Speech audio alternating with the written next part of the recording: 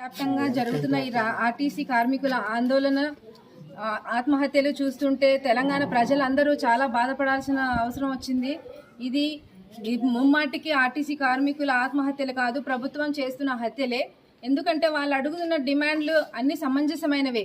ఇవన్నీ మనము కేసీఆర్ గారు ఉన్నప్పుడు 2023 ఆగస్టు 6వ తారీఖున వాళ్ళు అడిగిన డిమాండ్ల ప్రకారం ఆర్టీసీ కార్మికులు ఇచ్చిన ప్రతి హామీ అది ఆల్రెడీ అసెంబ్లీలో బిల్లు పాస్ అయింది. సెప్టెంబర్లో ఆమోదం దొరికింది, గెజెట్ పాస్ అయింది, విధి విధానాలు అన్నీ రూపొందించారు.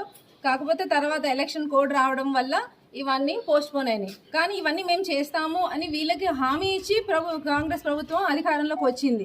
కానీ వాళ్ళు ఇప్పుడు 2.5 సంవత్సరాలైంది, ఒక్క హామీ నెరవేర్చలేదు. అటువంటి పాపం ఆ కార్మికుల కుటుంబాలన్నీ చాలా కష్టాలు భరించలేక వాళ్ళు ధర్నాకు దిగాల్సిన అవసరం, ఆందోళన చేయాల్సిన అవసరం వచ్చింది. వాళ్ళు అడుగుతున్న ఏంటి, ప్రభుత్వంలో విలీనం చేయమని, స్టేట్ గవర్నమెంట్లో విలీనం చేయమని. అది వాళ్ళు అన్ని ఆమోదించిన హామీలే కదా. ఇవి చేయడానికి మన కాంగ్రెస్ వాళ్ళు ఎందుకు అంత ఆలోచిస్తున్నారు అనేది మనం తెలుసుకోవాలి. ఎప్పుడు అబద్ధాలు చెప్పి ప్రభుత్వంలోకి రావడం, ప్రజలను మభ్యపెట్టడమే కాదు, ప్రజల గురించి కూడా కొంచెం ఈ కాంగ్రెస్ ప్రభుత్వం ఆలోచించాలి. దయచేసి ఆర్టీసీ కార్మికులకు కూడా మేము మీ అక్కలం చెల్లెలం, దయచేసి అందరికీ మనవి, కార్మికులు తొందరపడి ఆత్మహత్యలు చేసుకోకండి. మీరు ఆత్మహత్యలు చేసుకుంటే వెనకాల మీ కుటుంబాలు అన్నీ ఉంటాయి, మీరు చనిపోతారు. కానీ ఆ కుటుంబాలు బ్రతుకున్నంత కాలం చనిపోతూ ఉంటారు.